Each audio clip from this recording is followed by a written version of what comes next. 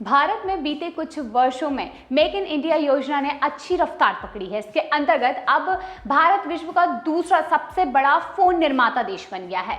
भारत में विश्व की सबसे बड़ी फोन कंपनी एप्पल के भी फोन बन रहे हैं और लाखों करोड़ों का इनका निर्यात भी हो रहा है। ये बात विदेशी मीडिया को पसंद नहीं आई है और उसने अब भारत में आईफोन का निर्माण करने वाली कंपनी फॉक्सकॉन को निशाना बनाया है। ऐसी ही एक रिपोर्ट विदेशी मीडिया समूह राइटर्स ने छापी भी है। विश्व के बड़े मीडिया समूह राइटर्स ने 25 जून 2024 को प्रकाशित की गई एक रिपोर्ट में यह दावा कर दिया है कि फॉक्सकॉन तमिलनाडु के श्री पेरम्बदूर में स्थित आईफोन प्लांट में विवाहित महिलाओं की भर्ती को लेकर अनियमितताएं कर रही है। यहाँ पर राइटर्स ने आरोप ये लगाए कि इस प्लांट में विवाहित महिलाओं को नौकरी नहीं दी जाती। इसको लेकर राइटर्स ने कुछ महिलाओं के इंटरव्यू और भर्ती के पैम्पलेट भी इकट्ठा किए हैं। राइटर्स का ये आरोप है कि विवाहित महिलाओं को सुनियोजित तरीके से भर्ती प्रक्रिया से बाहर किया जाता है। राइटर्स का ये दावा है कि महिलाओं को इस फैक्ट्री में इसलिए नहीं लिया जाता है क्योंकि वो सोने चांदी के आभूषण पहनती हैं। इसके अलावा उनके पारिवारिक कारणों से छुट्टी लेने की समस्याएं आती हैं और इसीलिए भी उनको फैक्ट्री से दूर रखा जाता है।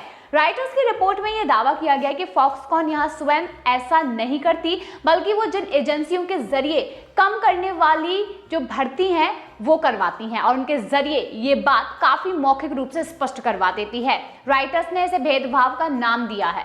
राइटर्स के इन दावों को फॉक्सकॉन ने पहले ही नकार दिया था। फॉक्सकॉन ने अपने एक बयान में ये बताया था कि वो कैसे ऐसा कोई भेदभाव नहीं कर सकती और इन आरोपों को सिरे से नकारती है। फॉक्सकॉन ने यह भी बताया था कि उसके यहाँ पर सभी महिलाओं का काम करने के लिए स्वागत है। उसने ये भी साफ किया था कि फॉक्सकॉन ने हाल ही में जिन महिलाओं की भर्ती की थी उनमें से 25% विवाहित महिलाएं थी। फॉक्सकॉन ने यह भी बताया कि इससे पहले जब ऐसी बात सामने आई थी तो उसने कुछ भर्ती एजेंसियों के साथ काम करना बंद कर दिया था। राइटर्स की इस रिपोर्ट पर फॉक्सकॉन के बाद भारत सरकार और तमिलनाडु सरकार ने भी एक्शन लिया है। बताते चलें कि श्री पेरम्बदूर में स्थित इस प्लांट में तमिलनाडु के श्रम विभाग के बड़े अधिकारियों ने जांच की है और इस क्षेत्र के जोनल चीफ लेबर कमिश्नर ने एक 5 सदस्यीय टीम के साथ प्लांट का जायजा लिया है और महिलाओं के साथ भी बात की है। लेबर कमिश्नर ने यह जानकारी राइटर्स को दी है कि इस प्लांट में 41,281 लोग काम कर रहे हैं और इनमें से 33,360 महिलाएं हैं। इन महिलाओं में से 2,750 विवाहित महिलाएं हैं। ये कुल महिलाओं का 8% है। प्रथम दृष्टया श्रम विभाग के अधिकारियों को इस प्लांट में कोई भी गड़बड़ी नहीं मिली है। उन्होंने इसे दोष मुक्त करार दिया है। ऐसे में फॉक्सकॉन को क्लीन चिट भी मिल चुकी है, जहां पर फॉक्सकॉन विवाहित महिलाओं को काम देती है और उनके साथ भेदभाव नहीं करती है, तो वहीं भारतीय कानून उसे ऐसा करने से रोकता भी नहीं।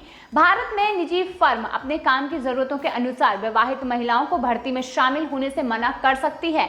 हालांकि फॉक्सकॉन ऐसा नहीं कर रही है। इस मामले में एसपीजे एडवोकेट्स में श्रम कानूनों की वकील सुनीता शर्मा ने रिपोर्ट में ये बताया कि भारतीय श्रम कानून विवाह के आधार पर भर्ती को लेकर विशेष नियम नहीं बताता। ऐसे में कोई कंपनी यदि चाहे तो विवाहित महिलाओं को अपनी मर्जी से भर्ती प्रक्रिया से बाहर कर सकती है। हालांकि अधिकांश कंपनियां ऐसा नहीं करती हैं। भारत में मोबाइल निर्माण के क्षेत्र में बीते कुछ वर्षों में हुई बढ़ोतरी चीन के लिए चिंता का सबब बन रही है। फॉक्सकॉन का भारत में बढ़ता निवेश चीन को खटक रहा है। वहीं भारत ने 2023 और 2024 में $12 मिलियन यानी कि लगभग 1 लाख करोड़ के एप्पल के फोन निर्यात किए हैं और ये 2022 और 2023 के मुकाबले 2 गुने थे। इनमें से अधिकांश इसी श्री पेरम्बदूर के प्लांट में बने हुए हैं। फॉक्सकॉन यहां पर 2019 से ही आईफोन बना रही है। वर्तमान में दुनिया भर उपयोग होने वाले 14% आईफोन भारत में बन रहे हैं और हर साल में इसमें बढ़ोतरी होती जा रही है। वर्तमान में चीन आईफोन समेत एप्पल के सभी उत्पादों का सबसे बड़ा उत्पादक है और चीन में अब तक 90% से अधिक आईफोन बनते थे, लेकिन भारत में निर्माण चालू होने के बाद धीमे धीमे चीन का हिस्सा घटने लगा है। एप्पल ये चाहता है कि उसके कुल आईफोन का 25% उत्पादन 2027 तक भारत में हो। ऐसे में इससे चीन को बड़ा झटका लगेगा।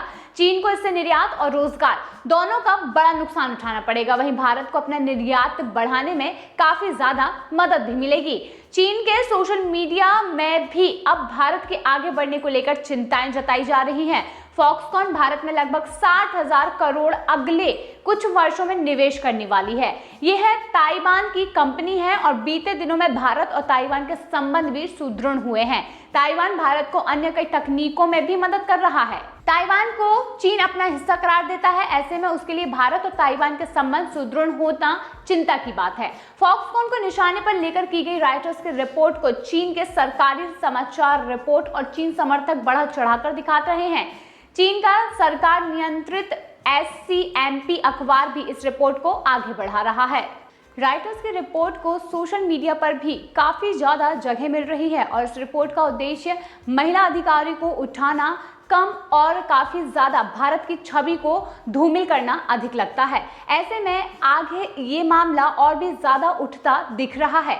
रॉयटर्स इससे पहले चीन के ऊपर ऐसे रिपोर्ट्स भी नहीं करता देखा गया है, यानी कि ऐसी कोई भी रिपोर्ट्स नहीं बनाई गई है जिससे कि भारत की जो बात अगर आती है वहां पर भारत को अगर धूमिल करने की कोशिश की जाती है तो ऐसी खबरों को आपने कई बार देखा ही होगा।